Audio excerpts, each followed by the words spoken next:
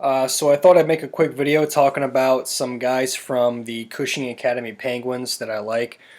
Been watching some video of them lately. They have all of their home games on YouTube, so you can watch them whenever you want. And a couple of guys that I like from this team, just a quick little recap on some prospects. A guy that I mentioned in my past video, Cam Lund, number 12. He is uncommitted to my knowledge. Played for the Eastern Mass Senators 16U as and pretty much I'd say 3/4 of their team played for the Eastern Mass Senators split season AAA program in New England. He's just a guy that is always involved in the play. He's always moving his feet. He tries to set guys up consistently. He protects the puck. He hounds the puck.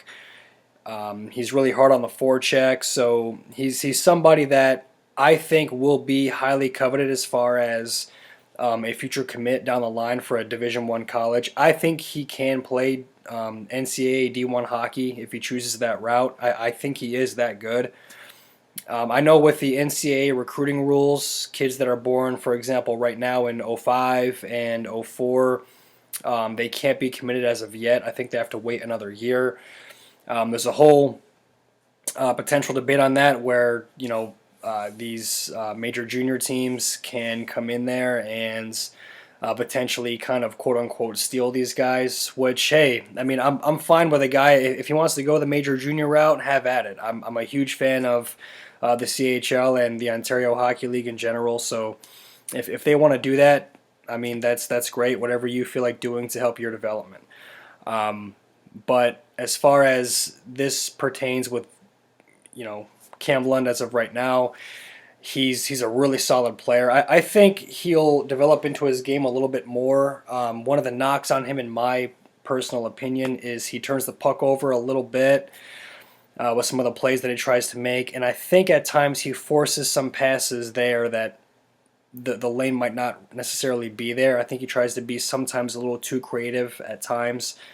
But he's a very tantalizing prospect. He's someone that's really fun to watch. Always has the feet moving. He's got a good motor, and he's always in there and battling with guys. He protects the puck well, as I mentioned, and he's somebody that can create offense for your team. So I think he's going to be somebody that colleges and various junior outlets look at here in the coming future. Again, he's only in '04. He was 15 this year, and was one of the very, very noticeable players on a good Cushing Academy team.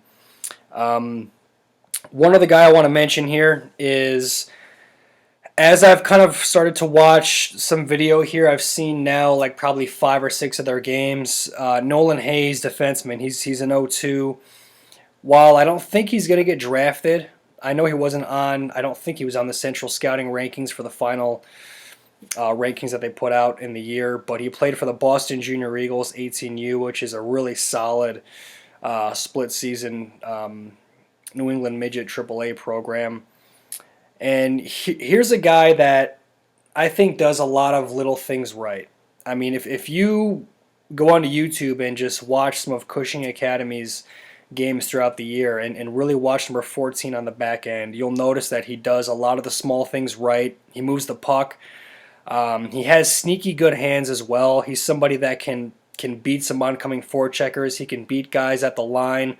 Not necessarily as good as guys like Jared Crespo and company can do, but he does get the job done there. He's a guy that can be in on the forecheck. He's also not afraid to be physical behind his own dots and in his own defensive zone. He makes a good outlet pass, and he has a pretty good shot on net. He gets some good looks on the net, so he's somebody that I think will be coveted by some potential NCAA teams. Do I think he can play D1 hockey? I think there is a chance that he can. Lucas Gustafson, number 8 on their D-core, is probably the best overall player on their team, just because of how he can impact the game from the back end. And how he can really just, I mean, he doesn't make a mistake out there. He can make solid outlet passes. He can beat guys one-on-one. He can weave. and see passing lanes that aren't always there, right? And he can really get some pucks on net and just create scoring opportunities for his entire team. But in my opinion, the next best defensive guy on their team is absolutely Nolan Hayes. Like I said, he's an 0-2. I don't think he's going to get drafted this year, but he might be on some scouts' radar for the future. So, again, two prospects I wanted to just mention today as I was going through some video. Nolan Hayes, a solid D-man that's grown on me. Has some pretty good hands, a guy that can beat some guys. Is defensively aware. He also has a good active stick. I didn't mention this. There was a play in one of the games where he broke up a solid 2-on-1 passing attempt. He's not afraid to be physical, and he can get solid pucks on net, and is a really reliable defenseman. And again, Cam Lund, number 12, a guy that doesn't get a whole lot of attention, but is a solid player, a guy that you really want on your team to be the engine that can move your offense as far as a top 6 role is concerned. At least the prep level, potentially the junior level, we'll see how he develops, but I really, really believe he's a guy that you have to keep your eye on. Cameron Lund from Cushing Academy. We'll see where he ends up going along with Nolan Hayes, but two guys I wanted to mention today to just kind of bring some light to these players. So some thoughts for the day.